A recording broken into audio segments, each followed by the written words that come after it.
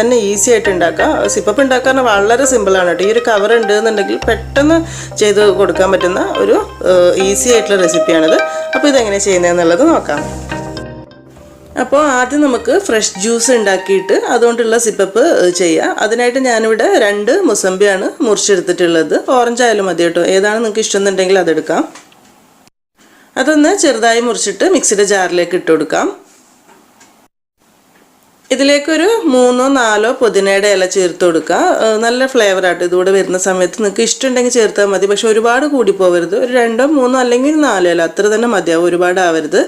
പിന്നെ മധുരത്തിന് വേണ്ടിയിട്ടുള്ള പഞ്ചസാര. അപ്പോൾ സിപ്പപ്പൊക്കെ ആവുന്ന സമയത്ത് തണുപ്പിച്ച് കഴിക്കുമ്പോൾ മധുരം ഇപ്പോൾ ഒരു ഇത്തിരി വേണം, എന്നാലേ തണുക്കുന്ന സമയത്ത് മധുരം ഉണ്ടാവുള്ളൂ. അപ്പോൾ അത് നോക്കിയിട്ട് ഇട്ട് കൊടുക്കാം.